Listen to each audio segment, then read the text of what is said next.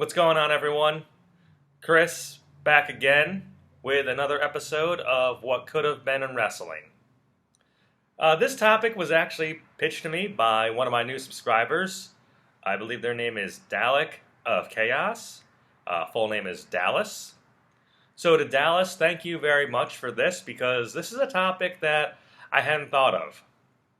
And I really do appreciate the feedback and people interacting.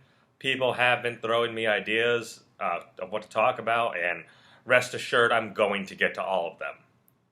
So, again, I know I referenced it last week, but this week's topic I want to talk about is, and this is going to be controversial. I think people are going to have opinions on it, especially if you're a Triple H fan, because I'm going to say some things you're probably not going to agree with.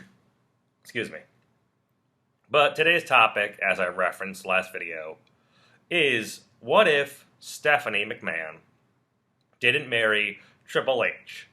And I'm not talking in storyline from 1999, where he marries a drunk Stephanie McMahon when she was supposed to marry Test, and then they're an on-screen couple. No. I'm talking about in real life, when they got married in 2003.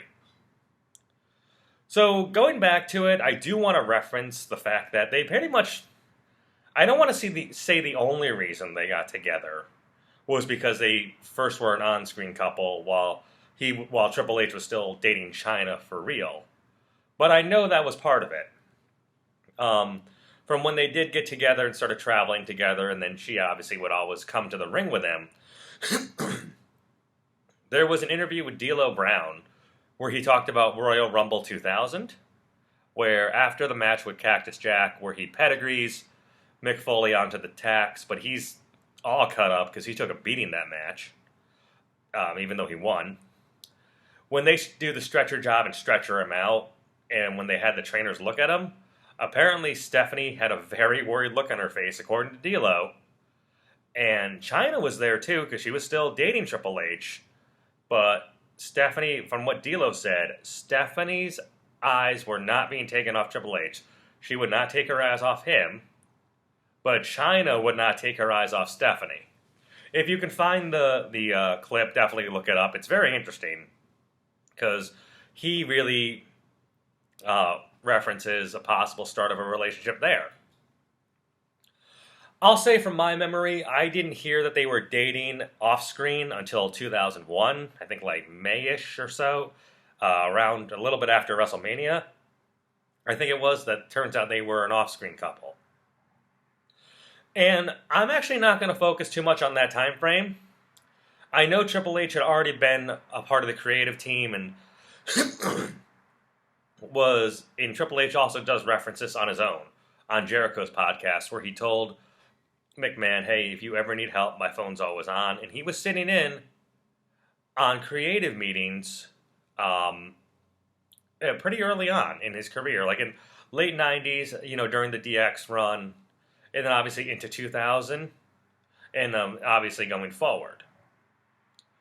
And I do think, obviously, being there and having the relationship with Stephanie helped, because he definitely nixed the Kurt Angle angle in fall of 2000, because they only had the one match until Royal Rumble 2001, which Triple H won. Seems like a common theme. And I think people, if you look back and see where that was going, they were hinting at a pairing of Angle and Stephanie, because she started walking them out together when he was the champion. And then one night on Raw, he just ends the partnership, the association, that being Kurt Angle. Because Triple H had made a little bit of a face turn in 2000. Because again, he got together with Stephanie as a heel. She turned on Vince on camera at Armageddon in 1999. And of course, then they were the on-screen item with the McMahon-Helmsley era through 2000. The first part of 2000, I should say. That late summer and early fall of 2000, Triple H did kind of make a face turn. Feuded with Kurt Angle. And then feuded with Chris Benoit. And the crowd sided with him in both. And I think it was supposed to be where he was going to continue his feud with Kurt Angle. But then it just turned where Triple H turned full heel, attacked Stone Cold, and revealed he was Rikishi's accomplice in that Survivor Series 99 when they ran him over with the car. Obviously, then going into the two-man power trip, Triple H, I heard, was supposed to turn face again after WrestleMania 17 to feud with Austin. But instead, Triple H decided he didn't want to, and they did the two-man power trip angle, which had a premature ending, and I'll be honest, it did actually start hinting at a Triple H face turn, and I think it would have been Austin and Triple H at SummerSlam 2001 had Triple H not torn his quad in that tag match where they lost the tag titles. And that whole reference of Triple H saying, "I don't make mistakes," and then accidentally hitting Austin with a sledgehammer for them to lose. And of course, him being with Stephanie at the time, he comes back, and of course he's a face, a baby face. And then of course it didn't really work out too well. He was putting some bad angles, so this wasn't really his fault. Even though he did win the Undisputed title at WrestleMania, again winning. Seems like he's always coming out on the winning end of these feuds against Chris Jericho when Jericho had associated himself with Stephanie. I'll say he did lose a month later to Hogan, and Hogan had that 1 month title reign before losing it in that really awful match to The Undertaker. So I don't really think much changes there.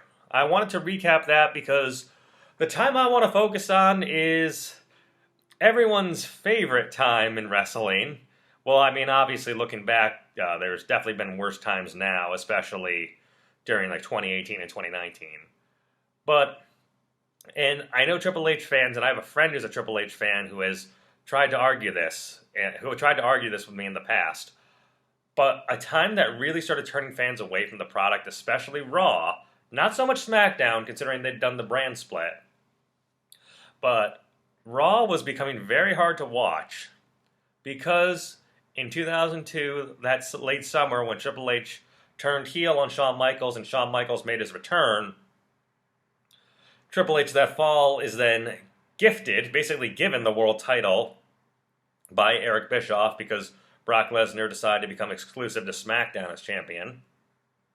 And then we had the infamous Reign of Terror. Now, there's been a lot said about this over the years. People, they talk about monopolies with the belts.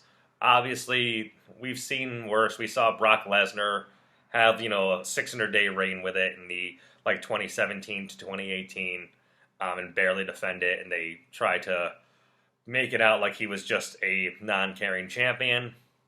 And then, of course, I know people had also gotten sick of Roman Reigns being the top guy and having the title for, I don't even know how long, but he had it. He had it for almost 3 years.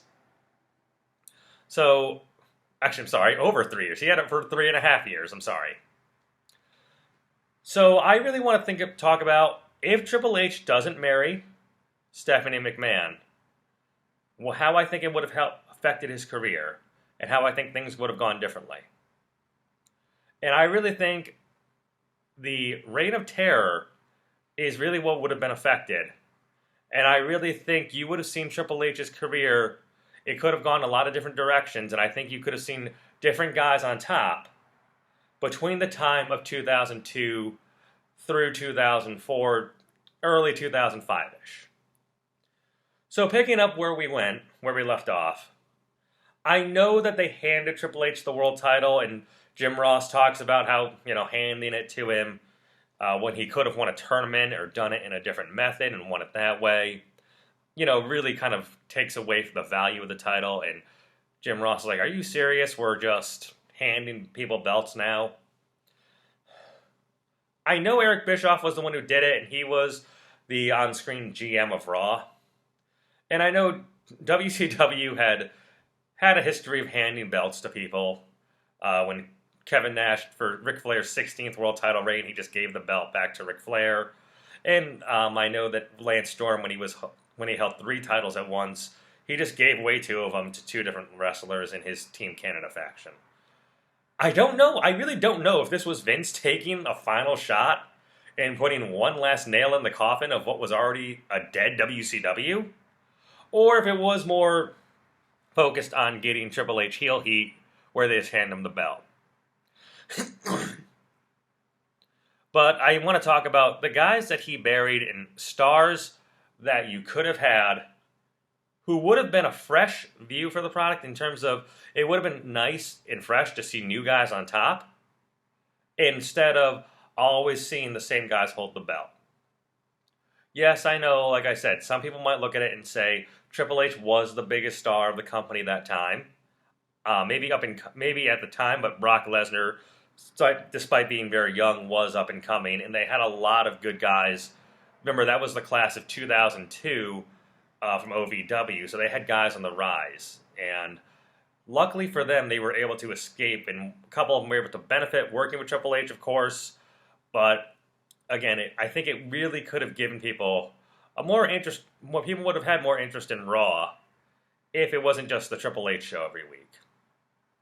So let's talk about the first guy he buried, that being Rob Van Dam. I remember this feud because Van Dam, of course, had the infamous promo talking about Triple H's best quality is that he's great at spitting water. How he comes up, flares out his lats, and spits water. I remember liking that promo, and I remember thinking to myself, finally someone has kind of made Triple H look like an idiot when he seems like he's always coming out on the winning end of everything. And then I know at the time, Rob Van Dam was the Intercontinental Champion, but he then lost the belt to Jericho, and there wasn't even too much interference. You could have had Triple H interfere a little more. He did interfere a little bit, but he didn't even nail Rob Van Dam with a chair or anything. He just distracted him enough. He gets hit by the walls of Jericho. He gets trapped in the walls of Jericho, I should say. And then Triple H is mocking him, telling him to tap out. And then he does. He just taps out to the walls of Jericho. There was no spot where Rob Van Dam almost has the rope, and then Triple H pulls the rope back or punches him in the face or anything. It was just Rob Van Dam taps out and loses the Intercontinental belt. I remember thinking at the time that it made sense for him to lose the belt if he was going to win the world title from Triple H. So Van Dam was very much over from his first debut during the Invasion. He was definitely the most popular member of that Alliance crew. He was the hardcore champion. I've gone into that match, he had with Jeff Hardy at Invasion and the ladder match they had. Both great matches. And I feel like he was definitely a guy that could have been a top face on Raw and had the fans had bought into him enough where they wanted to see him on top. Of course he loses to Triple H via pedigree when Ric Flair interferes. Yes, I know that he went on to beat Ric Flair the very next month at No Mercy in just a random mid-card match. But that really didn't do much for Rob Van Dam's career. Yes, it's a victory over Ric Flair, I get it. But this is not prime Ric Flair. This is a Ric Flair who's already over 50 and was not a main eventer at this point. So, I remember being definitely annoyed that Rob Van Dam didn't win and felt that Triple H, again, was given the belt. And really, obviously, so he's given it in an anticlimactic manner. And then he pretty much buries a guy by having him, I'm sure the creative influence was him losing the Intercontinental belt. They put it on Jericho. And Jericho really didn't need it all that badly, because I know he then just lost it to Kane a week later. And then he loses his chance at the world title. So, a lot of his steam was gone after that for a bit. I know he was able to capture the title in 2006, and he lost it due to his own stupidity. But if you want to say they didn't feel like they could trust Rob Van Dam at the top because of what happened in 2006, fine. But I feel like that was a chance to catapult a guy and make a new star, something they needed, with The Rock now being part-time and Stone Cold having taken his ball and went home, as everyone referenced during that time. Because he didn't want to apparently lose to Brock Lesnar in the King of the Ring qualifying match on Raw, and among other things.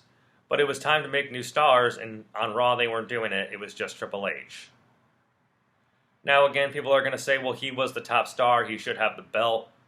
But he should be putting over someone who's a big name, who could become an even bigger name, in making a new star.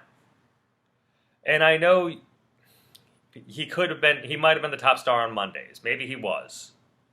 But they had moved a lot of the bigger names over to SmackDown, one. And two, he was the top name on Raw by default only. Because WCW was dead and there was no competition from any other real company. TNA was just getting started, and even at their peak, they've never been competition. No one who understands wrestling really looks at them as real competition. If they were real competition, WWE wouldn't be so open to working with them right now. And then I mentioned how Jericho won the Intercontinental title and lost to Kane. Then we go to Triple H's next feud, which is Kane and No Mercy. This was the time when they got rid of all the belts on Raw. They got rid of the Hardcore title, the European title, and then Eric Bischoff says, one show, one champion. So they wanted to merge the Intercontinental title with the World Heavyweight title. And again, Kane was doing some of his best work still. This is before he lost the mask, but he was wearing the new attire. Kane had always been presented as a strong main event type wrestler since his inception in 1997 when he debuted at Bad Blood, and obviously had the title, the WWE title, for one day, but had obviously multiple tag title reigns with X-Pac and The Undertaker, and had won the Intercontinental title in fairness from Triple H in that chain match. Triple H then beats Kane in a pretty good match of No Mercy, again with a lot of interference, but again, Triple H wins it. I never understood why Kane didn't get another run with the title, and I feel like this is where a lot of the criticisms of Stephanie McMahon started. People thought it was a dumb way to approach the angle from the start. Triple H, obviously did that whole thing with Katie Vick the night of Raw Roulette, which is, for that time period, one of the better Raws of the year of 2002. It was definitely an innovative concept in Vegas, trying to make it a gambler's theme where every match was determined by the spin of a wheel.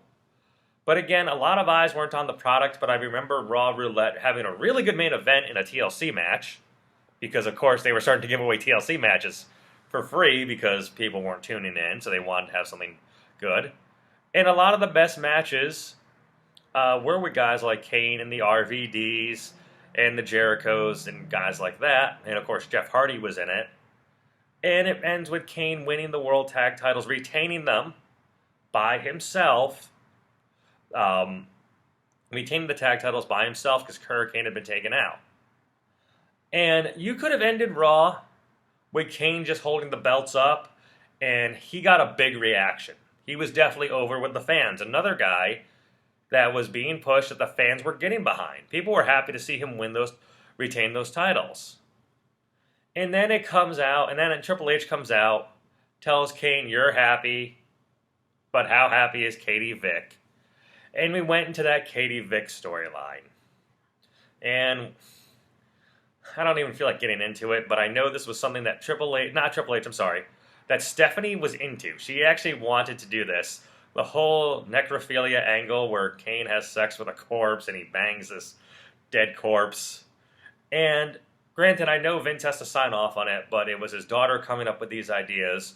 One, she wanted to keep Triple H as a champion. And two, she was into this build where it was more about a dead prom date or whatever, who was Kane's best friend, which makes no sense because he was supposed to have no friends. He was supposed to be this loner who had his face burned in a fire, so that made no sense. And I really think that her creative ideas and Triple H's unwillingness to put anyone over at this point, again, hurt another guy who could have been a top star. Kane, I know I said he was booked as a main eventer, but he, by that time, 4 years since that one-day reign where he won at King of the Ring against Stone Cold in 1998, he was deserving of another world title run. But, of course, it wouldn't come here. And like I said, instead, we get him losing the tag titles to, I believe, Jericho and Christian. And then we get him losing at No Mercy, like I said, after Ric Flair interferes on Triple H's behalf. And then the Intercontinental title is merged with the World title, and Triple H is still the World Champion. Again, SmackDown at this point, people want to debate it. Go back and watch some of those. SmackDown was the superior wrestling show. They talk about this on Talk is Jericho when Edge and Paul Heyman were his guests. This was a while back. This was about 10 years ago, but I remember this interview where they talked about, because Paul Heyman was booking SmackDown at the time. And then you have Stephanie running Raw, giving us, like I said, the Katie Vick angle, giving us constant Triple H victories, and just giving us, overall, a lot of talking interviews where Triple H would just gloat about his victories, gloat about how he's the game, and no one could beat him. And then you just had all these mid-card guys that a lot of people, they got some reactions, but again, were being pushed down the card due to the guy on top and his, at that time, fiance. So again, I think if Triple H isn't in a relationship with Stephanie at this point, I think more guys could have a little bit of a voice. Like I said, it didn't help that he was on the creative team, still Triple H, and he was able to push for his own booking and angles that put him in a much more favorable light than others. And I definitely think that, honestly, they missed another chance to make a bigger star, because Kane was definitely still being looked at as a top guy in 2002. Now, going into Survivor Series of 2002, yes, Triple H did lose the title, but look, who did he put over? His best friend.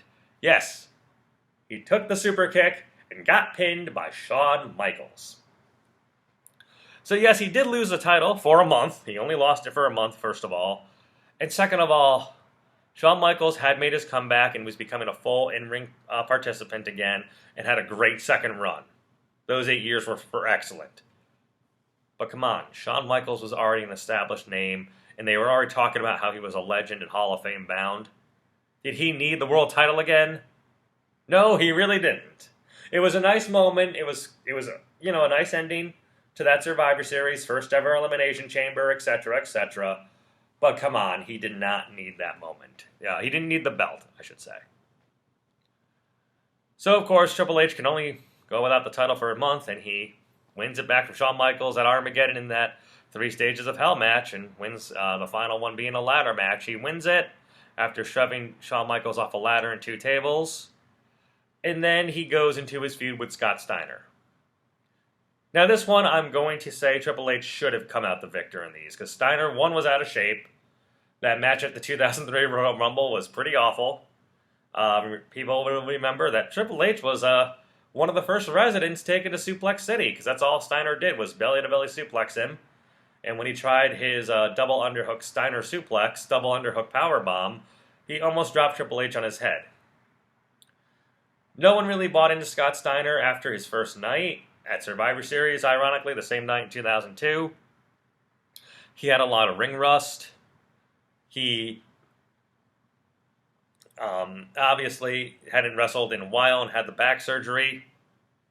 And again, that's the other thing I want to focus on with Stephanie being engaged to Triple H and the way feuds were presented. None of these feuds the build up to these, with the exception of the Spitwater promo, put Triple H in a bad light that much, because the build-ups were dumb. None of these guys, the Kane Katie Vick stuff, the banging a dead corpse, and then the Scott Steiner build-up, granted, part of it was his ring rust, but none of these guys are being presented as serious contenders. The build-up to his match with Scott Steiner was, a bench press competition, a pose down, where they compared physiques, and then they had the push-up contests. There was nothing that really made it feel like it was a serious in-ring segment where you felt Scott Steiner could win. You never felt like Scott Steiner could win. Then we get to the point where Triple H then gets to have his own faction. And again, I do think that his creative influence in Stephanie being the one who was in charge of starting to write Raw hurt another guy who could have been a major star. That being Booker T. After the invasion blunder, where he was basically made to look like a second-rate wrestler, losing to The Rock and then losing his WCW title, obviously originally losing it to Angle before winning it back. You know, he had won the fans over with his babyface turn after getting kicked out of the NWO. People were into the Spinner-Rooney. He was getting a big reaction, and then when he won the Battle Royal after No Way Out 2003, last eliminating The Rock sits on the ramp and claps his hands, and, you know, like, hey, he's pretty good. You know, but it was a big moment, and then people were really into Booker T. And I remember really wanting Booker T to win the title at that WrestleMania, being 19. And again, they make Booker T in this feud look like a second-rate challenger. People will go back and look at it, and look and see how the build-up was, Booker T, you're not a real contender. Guys who look like you, this was the promo. He tells guys who look like you are brought in here to entertain guys like me. So he goes, come on, Book, entertain me. And then there were all the racist innuendos, and obviously him saying guys like you don't beat Booker, guys like you don't beat guys like me. And then having the segments in the bathroom where Triple H throws Booker T a dollar bill and says, get me a paper towels. None of that, of course. You're basically making this guy look like a second-rate citizen, never mind a second-rate contender. And, of course, Booker T loses. And a lot of people have looked at this match in a case where the wrong guy definitely won. Booker T should have left WrestleMania that night as the world champion. But, of course, despite Triple H, he actually did want to take the Harlem Hangover, which was a cool move that I always liked. And they made it look like Booker T would have won, but Ric Flair put Triple H's foot on the rope after the cover attempt. But still, Booker T got spiked with a pedigree and got pinned. The only person I've heard who's defended that angle was Bruce Pritchard on his podcast. And I think everyone can tell Bruce Pritchard, even now, even when he wasn't with the WWE, has always just been a Vince McMahon and company shill. And a lot of times when I hear him talk about angles and defending stupid decisions like that, you can tell the guy doesn't really have a mind of his own and can't really speak up for himself. So, going forward into that summer then, he does feud with Kevin Nash and beats him. But Kevin Nash, this is one of the few feuds to get kind of like Scott Steiner. Nash was past his prime, couldn't really have good matches, and couldn't really win the fans over. So it's fine that Triple H won that one in their pretty boring Hell in a Cell match, to be honest. Then we get to the feud with Goldberg. And this is the one I really want to focus on, because Goldberg was already a star. Like I said, he was in my previous videos of what could have been in wrestling, talking about how over Goldberg was. Late 90s, he was WCW's biggest star into 2000. He gets signed by WWE on that one-year contract, and he does have the feud with Triple H into the summer, going through Elimination Chamber, and into the fall with Unforgiven and Survivor Series. I do like how they booked Goldberg in the Elimination Chamber, running through almost everyone, eliminating Orton, eliminating Shawn Michaels, eliminating Jericho. And last but not least, Triple H is left. And then when Goldberg goes for the spear, he gets hit with a sledgehammer and pinned. You could have had Goldberg just run through Triple H like he'd run through everyone. Why couldn't he run through Triple H like he was running through other stars? You could say, oh, well, Triple H, again, was the biggest star of the match. That could be argued because Shawn Michaels was back in the ring full time. And I know Randy Orton was still coming up. But Jericho was in there. He was still high on the card. And he obviously didn't have any problems getting, well, maybe he had a problem, but still, like a professional, took the spear and got pinned, as did Shawn Michaels and as did Randy Orton and the jackhammer. And like I said, if he was still the biggest star, it wasn't by much. And again, it was by default because there was no real active competition from another promotion. Put it this way, if that same Triple H run was happening now on Raw, no one would want to watch it because there would be way better characters and way bigger stars over in AEW. If AEW had started much earlier, granted, rather than having TNA, but Tony Khan, a much younger Tony Khan, maybe his dad started AEW, and we had the guys we have in AEW as stars, like the MJFs, the Will Ospreays, and the Swerve Stricklands. All three of those guys I just mentioned, right now, are way more interesting as characters, and bigger stars now than Triple H was during the Reign of Terror run. So again, he was just a top guy by default, not because he really meant anything important to the business at that point, or to the WWE company in general. So I know that Triple H does put Goldberg over the next month at Unforgiven, and Goldberg does win the title. After no selling a sledgehammer shot, he spheres and jackhammers Triple H.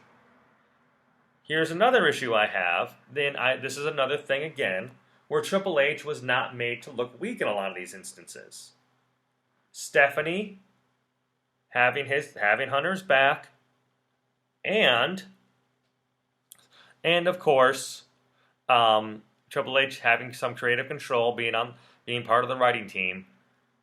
He wouldn't let Goldberg be Goldberg. Goldberg was losing and winning matches against Triple H in like these 12 to 15 minute matches that were boring and slow and prodding, because that is not Goldberg. They finally booked Goldberg right from 2016 and 2017. I don't know why it took him so long. But the whole point of Goldberg is not to have a 15-minute match. Goldberg is supposed to go out there and be the Mike Tyson of wrestling. That's what got Goldberg over. So for those people who say, well, Goldberg didn't draw any money in that run in 2003, he didn't bring any eyes to the product. Yeah, because his run was being sabotaged by the guy on top who was too insecure to let another wrestler be themselves. They always had to have the standard Triple H match. So, we go obviously where Triple H isn't the world champion, but the show is still focused on him, doing the bounty on Goldberg's head with that $100,000, having Batista return, paying him off, and then of course interfering in Goldberg matches.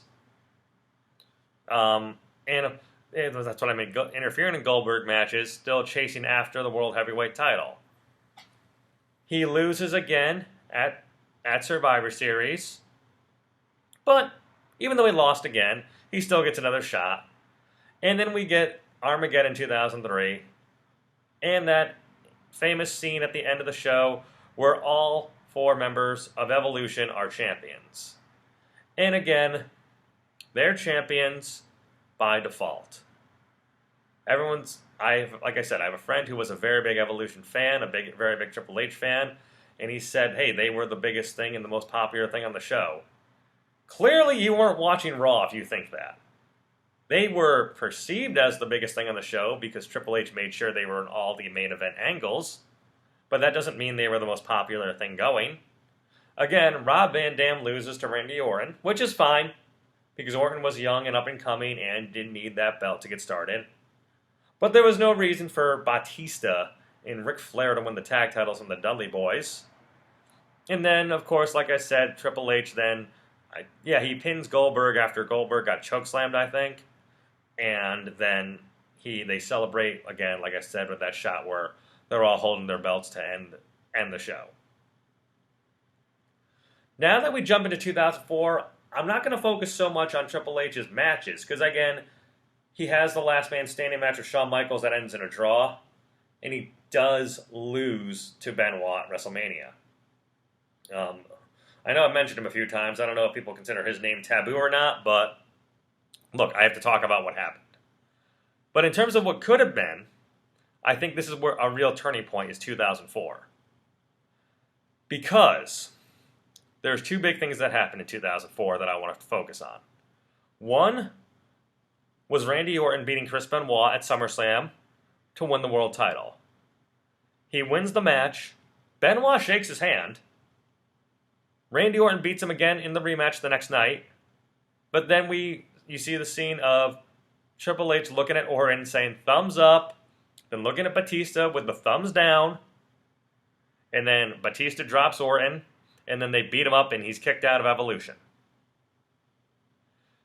Triple H then wins the title back, and Randy Orton's world title reign lasts after 1 month, and he's turned into a babyface that the fans didn't really get behind. It was too quick to turn him heel, or to turn him face. And in all honesty, and what I heard the plan originally was for Randy Orton to do what The Rock did to Farouk, overthrow the leader, kick him out of Evolution, he becomes the leader, and Triple H makes a face turn. But Triple H and Stephanie did not get behind that. They wouldn't do that because they wanted, again, Triple H to be the main focus and be the top heel on Raw, even though people were tired of it. And, of course, it killed Randy Orton's character for a bit because no one bought him into it as a babyface. He lost the world title, never got it back at that point against Triple H. And like I said, he was of course miscast. Why I think that hurt? Well, it did hurt Randy Orton. And of course, it hurt what could have been, honestly, an interesting turn, where it could have put some people might have had some interest again on Raw. This time you have Triple H now all alone as a babyface, and he could have been the top babyface for that matter. And he's now feuding with the guys he helped create and bring up, Orton and Batista, and of course Ric Flair. And maybe the crowd actually would have been ready to cheer him at that point, because he had a long 2-year run as a heel. And I think people, honestly, might have liked to see a babyface Triple H, especially because Orton had gotten himself over as that arrogant douchebag young upstart. He was cocky, he was arrogant, he thought he looked better than everybody, etc. And I think people actually might have gotten behind Triple H as the face to shut the young Randy Orton up, who could have stayed champion longer. So it could catapult Orton as an established champion and giving you a new top heel, and also giving Triple H a fresh run as a babyface, because people, again, didn't care to see him on top as the top heel anymore, because it had gone on for so long. Another thing about 2004 I want to focus on is there was a meeting internally where they wanted to look at why ratings were falling and why house show attendance was way down. And apparently, a lot of people had come to the same conclusion. The reason why is because Triple H was being presented as the top guy and you want to talk about someone being pushed down people's throats like a Cena or Orton? Triple H was being pushed down people's throats as the top heel, and people wanted to see something new. Hint, maybe a top heel Randy Orton. And there was a creative meeting apparently where people wanted to speak up, but Stephanie was there. So again, this time now in 2004, the wife of Triple H, and everyone lost their nerve and no one wanted to speak up about what the real problem was. So again, what could have been, had she not been Triple H's wife, maybe people at that point would have been willing to speak up and talk about what the real problem is with the company and why popularity and interest and attendance was down. Then apparently there was a follow-up meeting where Vince McMahon went to one of his most trusted confidants at the time. One of his most trusted confidants, Pat Patterson, the late Pat Patterson. And he asked him, why do you think attendance is down in house shows and also shows like Raw in general, and why are ratings falling? And apparently both Triple H and Stephanie were in this meeting, but Patterson didn't back down. And he told him it's because of this guy, and he pointed right at Triple H and said, he's been forced on us for way too long. People are tired of seeing him, always winning, always with the world title. We need a change on Raw. And that caused a conflict within, obviously, because Stephanie wasn't happy. She's married to Triple H, but I believe Pat Patterson was her godfather, and they had a close relationship. And, of course, Triple H didn't like what he heard, of course, for obvious reasons, which led to Pat Patterson for a while stepping down on the booking team, because someone finally told him the truth about his character. And yes, like I said, he did put Benoit over at WrestleMania 20. But then, even though he lost again, the very next month in the rematch, it was Shawn Michaels tapping out at Backlash in that final encounter to the sharpshooter. And the focus was still on Triple H challenging for the world title, even though he lost at Vengeance in July and then lost an Iron Man match. Yes, he went to a mini feud with Eugene, which was dumb, but of course Triple H wins the match. And then of course he just went at SummerSlam, and then like I said, he wins the title back the next month in September. Jumping ahead to 2005, we finally start to see cracks in Evolution, where they were hinting at the Batista face turn, especially at the Elimination Chamber, New Year's Revolution, where it looked like when Batista got eliminated, Triple H could have helped him, but didn't.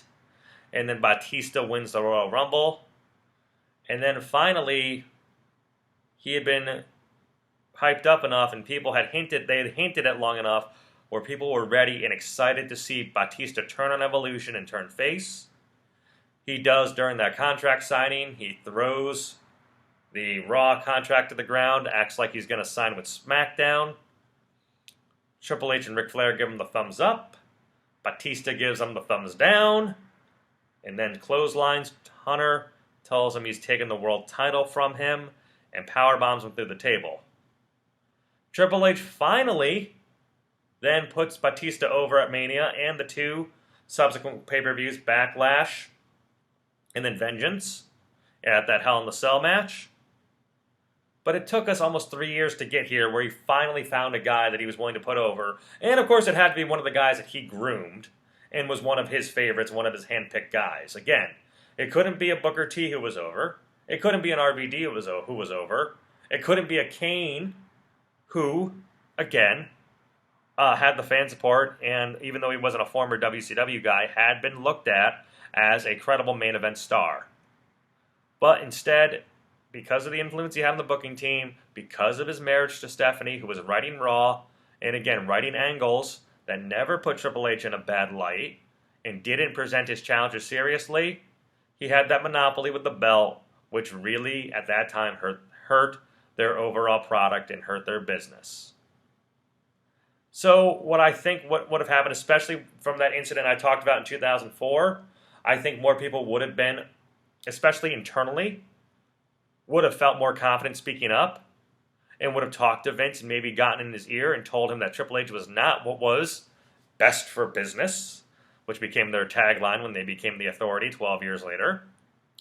And honestly, I think it could have led to a lot of other guys getting chances that they were never given to really represent Raw and be the top guy. I think it really hurt the pushes and the careers at that time of the guys I've mentioned. Like I said, I know he's doing a great job now running the company, but at that time I was not a Triple H fan, not a fan of his run, and I really think it hurt a lot of guys who could have been breakout stars. So that's where I'm going to leave it now. Please feel free to let me know your comments, and if you disagree with this and you think his career still would have panned out the same way despite his marriage, or despite not being married to Stephanie in this scenario, let me know. If you think things could have gone even worse for Triple H had he not married Stephanie than the examples I gave, let me know. I want to hear your thoughts. So please leave a comment. Don't forget to like and subscribe to this channel. I definitely have a lot more topics coming. Hopefully more positive ones in the future. But definitely thank you to everyone who's subscribing, everyone who listens, and I'll be back next week. Take care, everyone.